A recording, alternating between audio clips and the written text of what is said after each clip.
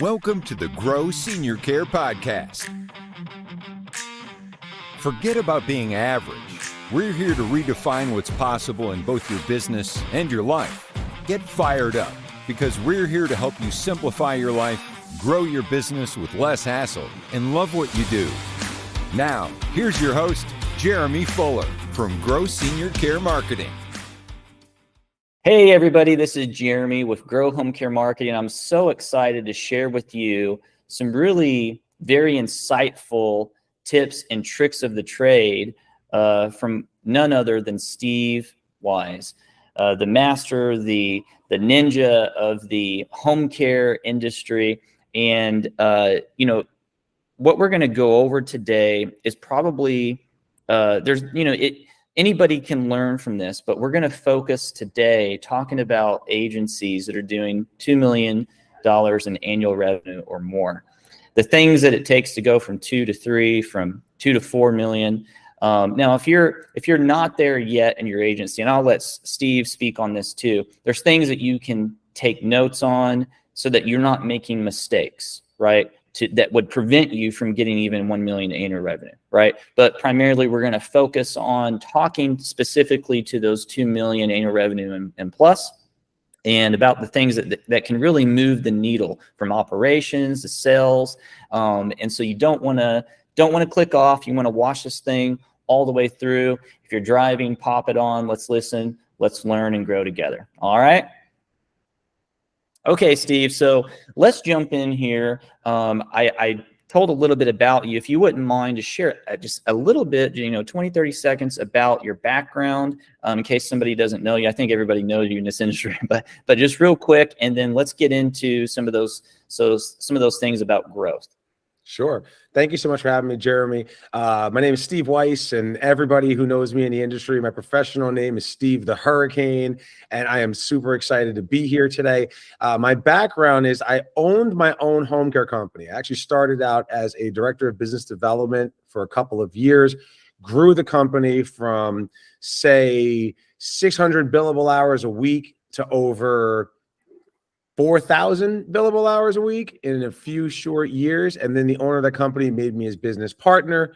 Fast forward from that day, 3 years later, that is when we flipped and sold the company in 2011.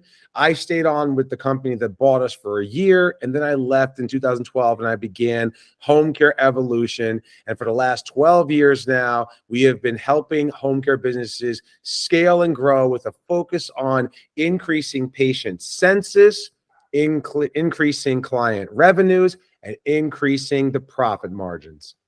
I love it. I love it. And, I've spoken at several of your events, and, one thing that you don't really get to see, Steve, is because you're on stage and you're also in mode of serving the people. They're there to really learn these insights, these, tools of the trade from you, right? And you don't really get to see what's always happening outside, right? And I see people outside on their phones, right? And you can just tell they're overwhelmed, right? They're on the phone with their staff back home at their office. They're trying to fix problems, and they're there to learn solutions to these problems. But one thing that I have noticed is that at the end of your event, right, most of these home care agency owners, I see them as they're leaving on the last day. And I see them when they come on the first day. They come stressed. They come worried. But then when they're leaving, it's almost like they've been on a vacation. It's like they're relaxed. I feel like what I'm sensing, and I've talked to a few as well, they come with 1 or 2 problems that they're trying to solve, and they walk away with those keys to those doors that they haven't been able to unlock, right? And then they're leaving with a smile on their face, and a lot of them have made some extra friends, getting lunch together, dinner together, sharing tools of the trade. So I'm seeing the change outside the door. So, I even with the things that you're sharing, I feel like just that atmosphere, right, is helping a ton as well.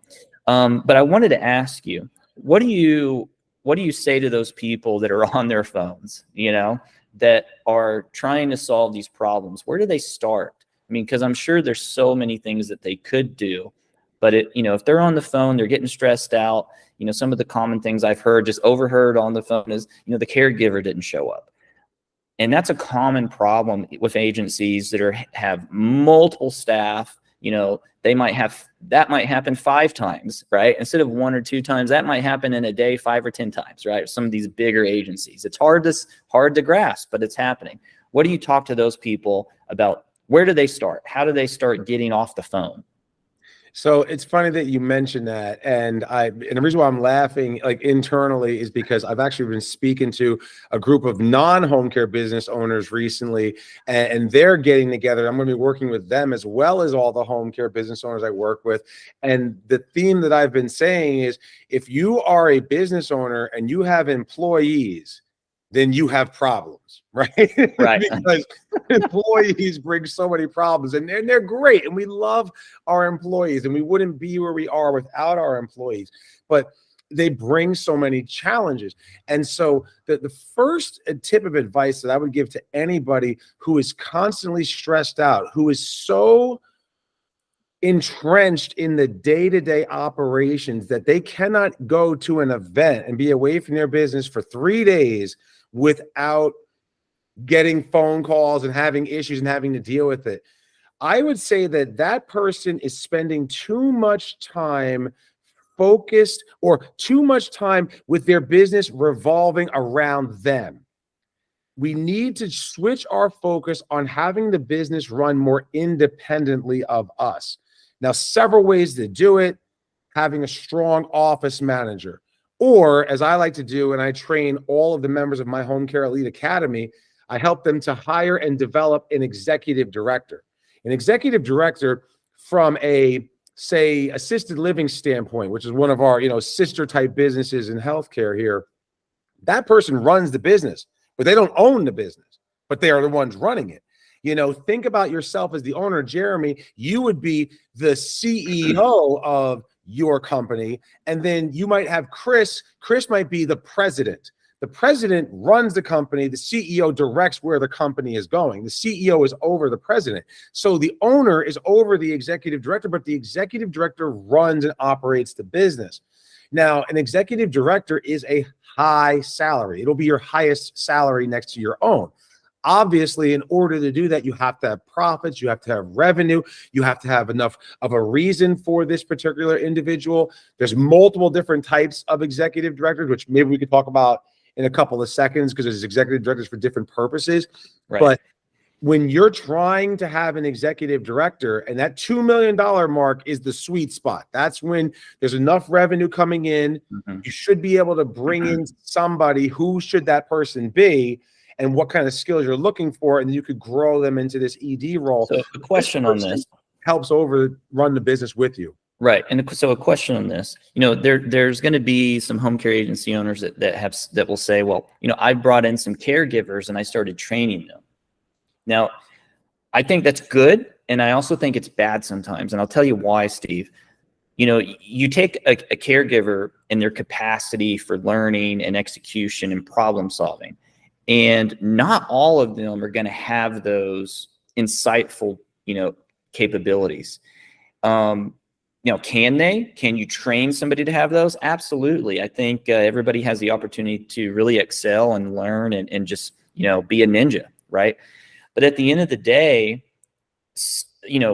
a lot of times the caregivers just don't. That's why they chose to be a caregiver, right? And so can you speak on that? Because I have been around a lot of home care agencies, and I know you have too, and they've talked about, bringing in the caregivers, training them up.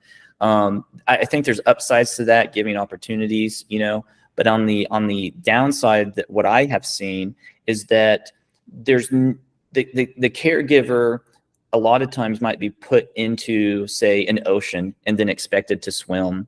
And then the owner has frustration. And I've heard the frustrations, right? The frustrations, well, this isn't happening, or that. And then I always look at, okay, well, how much training have you done? Does this person have the capacity to even learn from the training and execute? And so if you could just speak on that a little bit, on what's the right hire for one of these executive CEOs. Yeah. So I'll kind of get it's like a two-part question. So to the point of promoting from within and caregivers, I'm a big proponent for it. However, when I train people in my courses, specifically, I talk about this in my momentum class.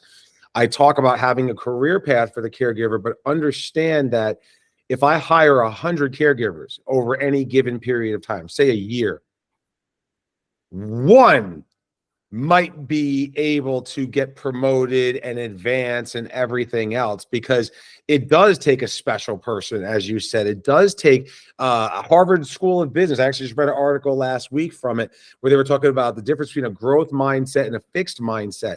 Most caregivers have a fixed mindset where they kind of feel that this is what I do, this is all that I do, and there's not much more I can do. So you may have 99 caregivers that have this fixed mindset, but you got the one who's got the growth mindset. And you want to hire the right attitude, and then you gotta grow them, right? Certain amount of time at maybe a field supervisor position, then a little bit of time as maybe a recruiter, and this could be several years before we're talking they might become a marketer or they might become an executive director. Now, to the other part of the question, what kind of skills am I looking for in an executive director? Number one, above all else, it is the right attitude. Right? The right attitude above all else. If they don't have the right attitude, they could come in, they could ruffle feathers, people will quit, and then you'll have more problems and issues than you think of beforehand because this person ruffled everybody's feathers. Right along with the right attitude would also be somebody that fits your company culture. When you have strong mission statement and strong core values, those mission statements and core values, that should govern how you run your organization. And when you hire people who come in, you want to hire people who have similar core values, or at least the core values and mission statement align with the purpose and the drive behind why the person is coming in to work for your organization. That is super, super important. Now, as far as the skills that are required, I would say the person definitely has to have some level of experience in management, because they have to be able to exhibit critical thinking. And when you think about what you had just said before, people standing in the hallway, so-and-so called out, what do I have to do? They're calling the boss because the boss is the one who has the critical thinking to solve the problem, right? It's solution driven. So if you have somebody who's an executive director who's a problem solver, that's the kind of skills you're looking for. Ask on the interview, when have you been in a situation where you had to, troubleshoot or solve a problem that came up? Here's a situation that comes up regularly in our business, X, Y, and Z. How would you handle it? When I do interviews for marketing reps every once in a while, and I'll talk to them and I'll ask them a situation which is very real. You leave on Friday and your patient census is 50. You have 50 patients you're taking care of. And then on Monday you come in and 10 people died over the weekend. I call that a fatal Monday. And now you have 40 patients. Well, you just lost all that revenue. You just lost all those hours. Obviously, there's funerals and all other stuff that the emotional impact that you have to do. But now there's pressure on you as the marketer, and you got to go replace it. How would you handle that situation? And what I always look for, and there's no true right or wrong answer, but what I want to see is the person put some thought into it. And I want to see them give me some kind of critical thinking and a response where they actually thought about it versus a canned, get closed business. Something that's just off the tip of their tongue. I want somebody to give me an actual plan. And that kind of shows to me if this person is a critical thinker or not. That's good. That's good. And maybe just to speak in that too is, seeing the capability that they can solve complex problems, but having the grace and the understanding that they're still a human. I mean, like you said, having that team member that can make those decisions, but they're not always going to get it right. But then a lot of times we get frustrated. Well, this didn't happen and that didn't happen, and it's slowing down my business. But at the end of the day, what we have to understand is that if you made that decision yourself, would you give yourself grace? Would you give, how would you handle that situation if you did that, right? And I think that's super important too for managing a well-established team that's thriving, growing, and happy. If you have a team that's not happy, you're not going to get to that next level because, like you were saying, people are going to start to leave. So you could bring on somebody that's talking with the caregivers, but making every single caregiver unhappy. And you're like, man, I have a problem with staffing. No, you have a problem the person who's talking to the caregivers and treating them bad. Now, my wife, some people don't know this, she used to be a CNA. Now, I think she might still be licensed in the state of Oklahoma. I'm not sure, but anyway, in the state of Oklahoma, you don't even have to be a CNA to be a caregiver. She was a caregiver and then a licensed CNA for a very long time. I want to say at least 8 to 9 years. She was actually going to do that and then become a nurse, but she decided not to become a nurse. But she just loves the elderly. She loves seniors, working with them. And when we first started dating, this was about 11, 12 years ago, a long time ago, and I feel so old saying this, but she worked for, and I'm not going to say some big franchise, I'm not going to say who they are, but you could just tell that the owner was so far removed that they did not hear how their team was talking to the caregivers. My wife was treated like a dog in many cases with a lot of these companies, okay? And they were franchises. And so I would encourage her, I say, well, find a company that treats you with respect. That doesn't sound like a good environment, right? And well, guess what? Other caregivers are going to do this as well. They don't need somebody like me. At that time, I was her boyfriend, and she was sharing her frustration, how they were treating her like a dog. She just felt so devalued as a human being, right? And so she called around. She found a company that was the sweetest people that you would meet on earth, and she started working with them. They saw her value. And she would take notes and give those notes to the next caregiver that would show up. And most caregivers won't do that, right? Most caregivers come up, do their thing, and then leave. My wife, she would take notes, and they saw the value in that, and they treated her with respect. But guess what? She was with 2 or 3 other companies. They lost her. They could have had an amazing team member and who knows, they might have lost those clients. I don't know. It's just really hard to say because those clients loved her. And I think one individual client did ask her, where are you going? I want to go with you, right? And so it's one of those things, like you said, having a team that's not scaring off your other team members. I think that's key. And that can actually stifle your growth. Let me ask you this. A lot of people, when they're thinking about growing their agency, and I want to hear your thoughts on this, okay? Because we can just say, oh, you'll do this, but I want to get to the nitty gritty here. A lot of home care agencies that are at 2 million might be thinking, my answer to getting to 4 million is sales, and part of it is. I get that, but part of it is. But there's a lot of times, like I was saying, being on the phone, where they just maybe don't have a proper scheduling system or a sales process. Let's say somebody calls on the phone and the team's not booking. Can you just speak to that, to having systems and processes? And I know that you teach that. So I really want to hear from you some of these secrets. So you have to have when you look at the Home Care Pulse report and they show different categories of home care successes ranked on the revenue that they're generating. The $2 million agency, and the big difference between a $2 million agency and what Home Care Pulse references as a master, which is doing over 5 million. The average master that they survey is doing 7.5 million in revenue. The biggest difference between those two agencies is systems and processes. That's what the biggest difference is. At the $2 million, the business owner, kind of to what we're saying at the very beginning when we started talking, right? The business owner is still involved in the day-to-day. The business owner is still running the company almost as if it's like a mom and a pop. You call, can I speak to Jeremy? Oh, yeah, Jeremy, let me get him for you, right? In the bigger companies, the masters, you're not speaking to the owner. They have the executive director. They have the executive leadership team, and they have managers, and then it filters through, and it's still a home care, still the personal touch, but it's more corporate structure. Especially if you have those core values. Right. Still, exactly. Core values dictate the success of the business, but it's a corporate setting now. Right. And so what is the difference? The difference is systems and processes. So there's an inquiry process. It's not all on one person or these 3 people are the only people that can handle an inquiry. No, there's a process that the entire organization, because every person in the company should know how to manage an inquiry. There's a sales process. An inquiry comes in.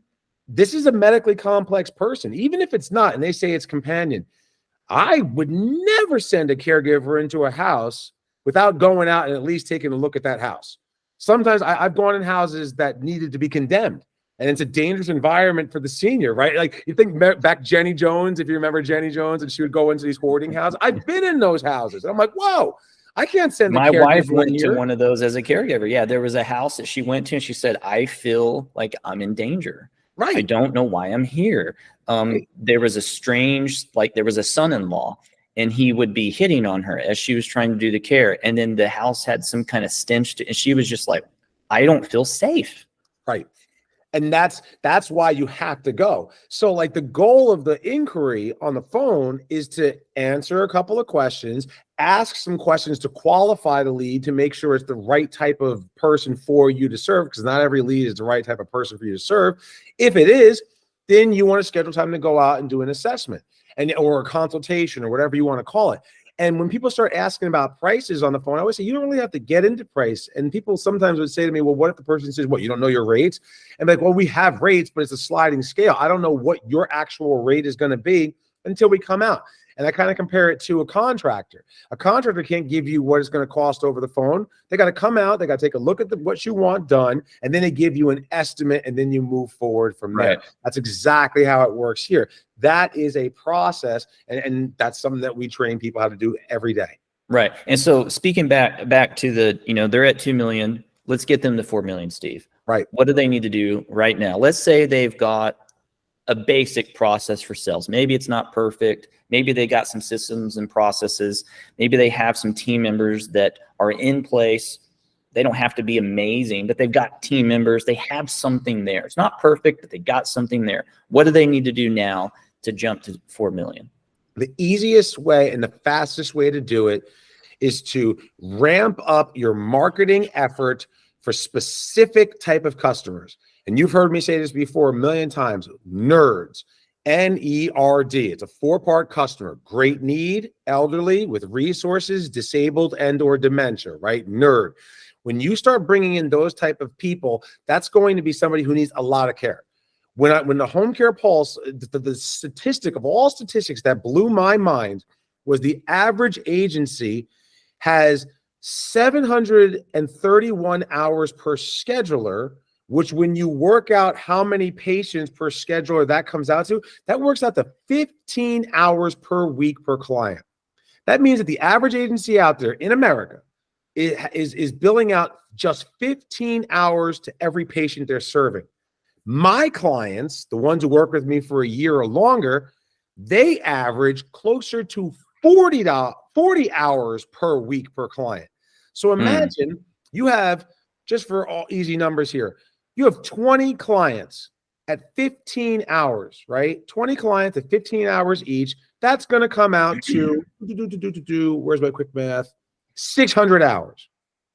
If you had 20 clients at 40 hours, that's significantly more, right? 20 times 40. Oh, my math was wrong before. 20 times 15 is only 300 hours. 20 times 40 is 800 hours.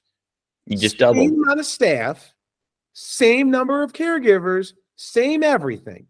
But you're billing out more than 2.5 times because you're billing out more per client. So in order to grow, the easiest way to do it, this is what I do with my clients all the time, is change the marketing structure to bring in those NERDs. When your average client, and it balances out, you'll get some that are like 20 hours, but you're going to get a bunch that are 168. You're going to get a bunch that are 84 hours. You're going to get a bunch that are 56 hours, right? That offsets it to give you an average billable hour per client of 40 hours a week. So talking about changing your marketing, that I'm assuming that is not just talking about, the sales team approach, where they go, but it's talking about everything, your website, having the services on the website, targeting those NERDs, having your Google ads, your SEO keywords that you're targeting, having your sales team, not just online. One of the, obviously people know Grow Home Care Marketing. They come to us and we get all their digital marketing on, we get it done right. We get them ranking on Google. Our average client gets about 300 calls a month if they've been with us for about 1.5 years.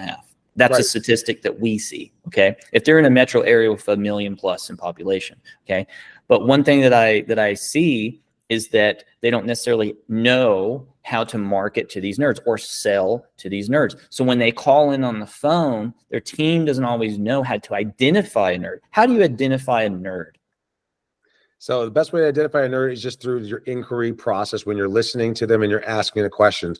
I teach my clients all the time to first find out what the name of the caller is, the callback number, and where they were referred. So this way you can hear it. Then I say, tell me what's going on. How can I help you? And then let the person start talking. And as they start talking, if you're doing an inquiry correct, either you have an inquiry form or there's a form, a virtual form that you're filling out on your software, one or the other, physical or virtual. Either way, there's fields that you're filling in.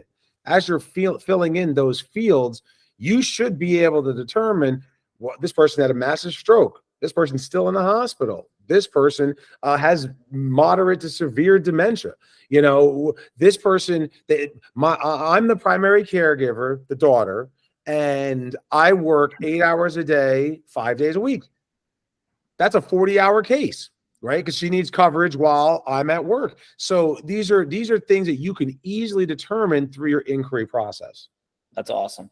So Steve, Can I say one more thing? Yeah. So to your point of the marketing to bring in the nerds, I mean, Jeremy, you know exactly where I stand. It is 1-2 punch. Your website, SEO, everything that you just said, and your direct referral marketing. You don't need billboards. You don't need radio. You don't need television. You don't need print. You don't need to be in the senior resource. Your website, that's your storefront. That's where people are going. Traffic is being funneled there. And then your direct referrals, because direct referrals, that's when you get the person who's sitting in the hospital and they're like, what am I going to do? And the social worker goes, you need to call Jeremy. You need to call Steve. And then they call, and they don't just call right away. They go to the website and look at it. And then it's like, oh, this is exactly what I need. And then they contact you. So it's that 1-2 punch. Yeah. So some may not know my background on this as well, but my my mother passed away, I want to say about 3 years ago now. And I went to a few of her appointments. She had some wound care at the hospital. And obviously we were working with home care agencies. I know home care agencies don't do wound care. And so the doctor was recommending a certain home health company come do the wound care. And while we were, while that nurse was doing the wound care, she actually started recommending that I get home care, right? I wonder why, right? And I know that you also teach, that's one way to go from 2 million to 4 million in annual revenue. You've got your website plugged in, you've got your power partners is what you call them. And just speak on that real quickly, and then we're going to wrap up here. But speak about power partners and, in that one instance that I just referred to, how they can start getting more things like that coming in, more leads like that.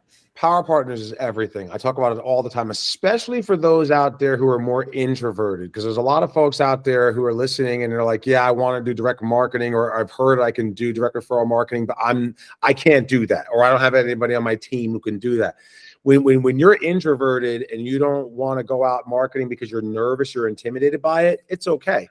That's why you power partner, because the power partner, if they're extroverted and they're good at it, they can help open doors for you. You're with the power partner who you're comfortable with, and then they bring you in. So a power partner is a company who represents a person who represents a company that offers a service that's synergistic to yours, but they don't compete with you. So in the exact example that Jeremy just said, the nurse from the home health company, the skilled agency who's doing the wound care, comes in and she goes, I think your mother could benefit from having a caregiver here to help her with those activities of daily living. That's a referral. That's a power partnership, right? So the home health company and the private duty company are working together for the same patient. Now, what's cool about that, not only are you taking care of the same patients, but you also go to the same places to get referrals. You go to the hospitals, you go to the doctors, you go to the assisted livings and the nursing homes and the LTECs and all the other entities that exist in your territory. You might have some contacts and connections. They have some contacts and connections, and we share in it. It's basically the living embodiment of one of my favorite quotes from former President John Kennedy, right? And he said, the rising tide lifts all boats. So your boat is the home care. You maybe have a boat that's a hospice and another boat that's a home health. And if you all work together, you're going to lift that tide and all boats are going to rise together. That's awesome. Yeah, I love that. And I've seen how home care agencies, because I talked to a lot that have worked with you. And there was one thing, people are going to watch this and they're going to think, okay, Jeremy's just, this is just a pitch for Steve. I can tell you without a doubt, Steve has not paid me to give this recommendation, and there's no sponsorship here. I want to get increased. That's why I'm interviewing him. But I can just speak on one thing that I have seen. Agencies go from $1 million to $2 million, $2 million to $3 million to $4 million, is that they have a coach, right? And this is just me seeing it, observing, right? A lot of the companies that are growing are not growing alone, right? They're not an island, right? They don't need to be an island. We aren't designed to do business or live life like an island.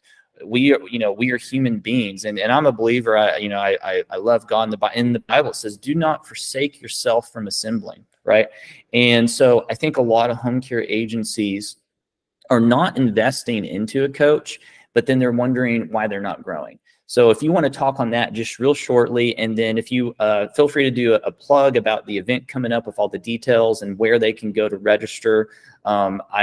I think they should go, in my opinion. That's why I want to give you this opportunity. But could you just share on getting the coach, getting the right people around you? Sure. And thank you so much for that. And I'll keep it not sales pitch, but just straight up. Like you and I are talking about growing a business from $2 million to $3 million, from $3 million to $4 million in 1 year. And the people who are listening to this right now are probably thinking, it took me 15 years to get to $2 million. It took me 8 years before I broke my first $1 million. How is this possible? And it's like, that's why coaching, right? Because when the coach is the outside eye, I have a coach.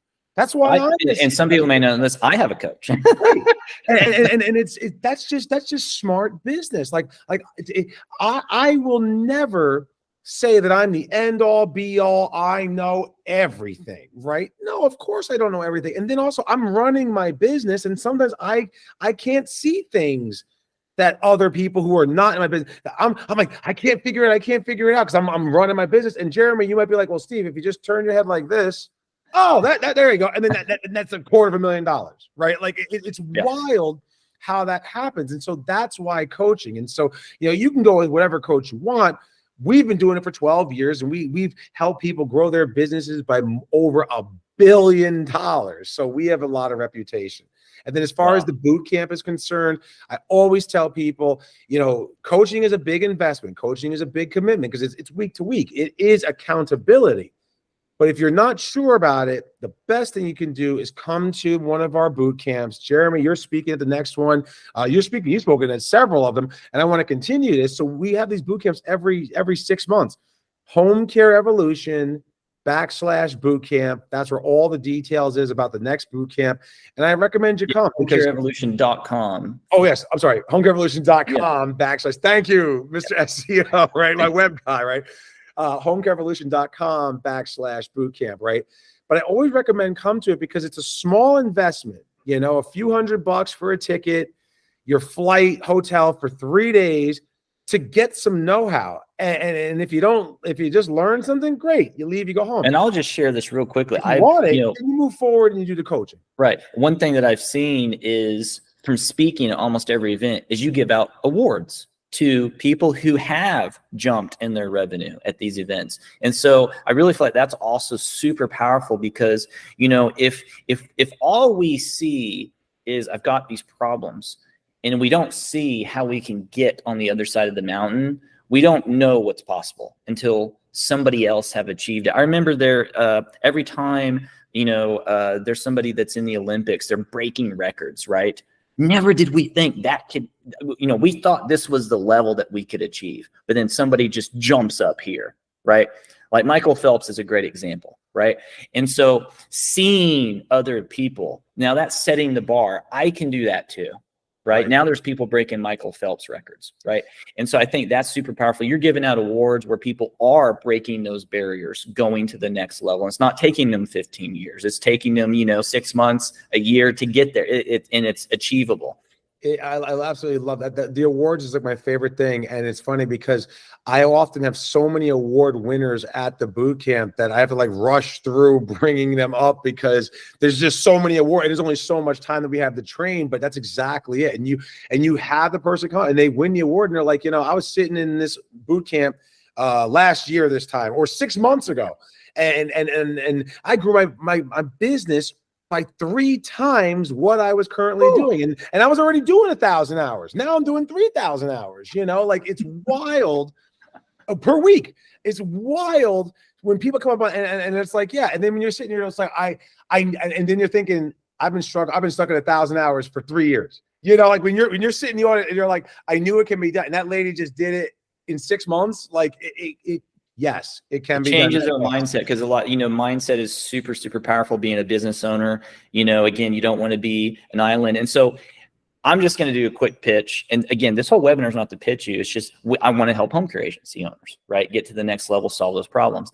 And I would say that even if you are already in Steve's program for coaching and attending those, go to the event. I am in a coaching program. It's not Steve's. It's for marketing agencies that do SEO, Google ads, and all that kind of stuff, because that's what we do. We help home care agencies with that. But I have a coach, and I go to his events twice a year, sometimes three times a year, and I also bring my team, right? So I believe that events set mindsets and also open your eyes to the possibilities. I'm a huge believer in taking your team, if you can financially, going yourself, because being around like-minded individuals and then seeing those new barriers being broken opens your eyes to possibilities. So I'm a huge believer in that, whether or not you're already getting coaching from him or not, okay? So with that being said, I'm going to go ahead and wrap up. Steve, thank you so much for being on our podcast today. We're so honored to have you on here. One more time, real quick, how can people get in touch with you? I know they go to your website. If you want to share that real quick, some information. Sure. Come to the website, real easy, homecareevolution.com, just homecareevolution.com. We have a whole bunch of free resources. We have videos. You can subscribe to our magazine from there, and then just click the Get Started button, and we can go from there. Awesome. Well, thank you so much for being on here today. Now, I want to talk to you home care agencies just real quickly. If you're listening to this and you're thinking, man, just if I could get maybe even to 1 million, or if I could go from, 2 million to 3 million, or even just 2.5 million, that's going to give me that little bit of extra revenue that I really need. Or it might be something like, man, I really need to systematize my sales. Grow Home Care Marketing is your partner. We are connected with the individuals in the space. And if you aren't subscribed to this podcast, make sure you subscribe now, Senior Care Mastery. You want to make sure that you're connected with us. We've got guests, we've got resources that we can plug into, help you get to that next level. Our website also is Grow Home Care Marketing. You can go there. You can sign up for a free Ultimate Home Care Marketing session where we go through a checklist of things that we're checking your digital presence online. So make sure you check that out. Otherwise, have a blessed day, and thank you guys for listening and connecting to the Senior Care Mastery podcast. Have a blessed day.